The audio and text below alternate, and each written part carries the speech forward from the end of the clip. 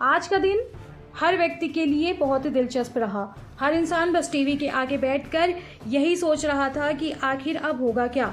खैर, लोकसभा चुनाव नतीजों के बाद पीएम नरेंद्र मोदी जी की पहली प्रतिक्रिया आई है और उन्होंने कहा है कि देश के लोगों ने एनडीए पर विश्वास जताया है और ये भारत के इतिहास में अहम है।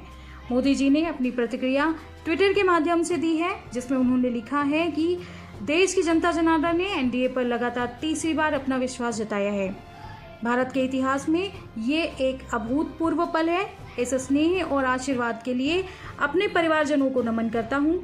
मैं देशवासियों को विश्वास दिलाता हूँ कि उनकी आकांक्षाओं को पूरा करने के लिए हम नई ऊर्जा, नई उमंग, नए संकल्पों के साथ आगे बढ़ेंगे। सभी कार्यकर्ताओं ने जिस समर्पण भाव से अथक मेहनत की है, मैं इसके लिए उनका हृदय से आभार व्यक्त करता हूँ, अभिनंदन करता हूँ।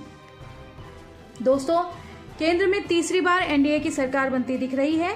नरेंद्र मोदी वाराणसी से करीब 1.5 लाख वोटों से जीत गए हैं। ऐसे में मोदी का तीसरी बार प्रधानमंत्री बनना लगभग तय माना जा रहा है।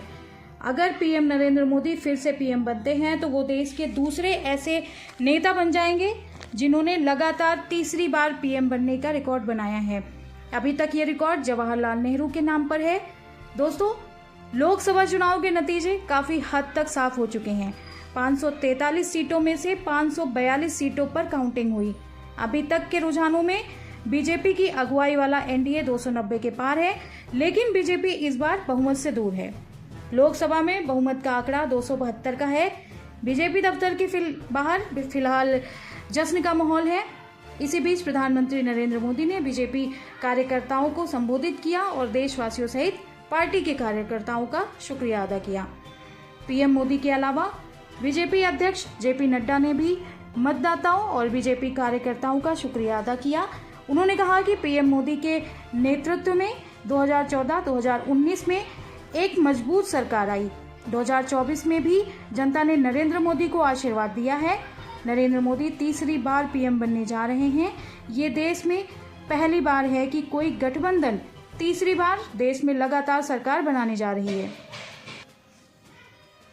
पीएम नरेंद्र मोदी और जेपी नड्डा के साथ अमित शाह ने भी ट्वीट किया, जिसमें उन्होंने लिखा है कि एनडीए की यह जीत बीते 10 सालों में मोदी जी ने जिस तरह से देश के गरीबों, महिलाओं, पिछड़ों, वंचितों और युवाओं के सपनों को साकार करने के लिए पुरुषार्थ किया है, उसके लिए जनता का आशीर्वाद है।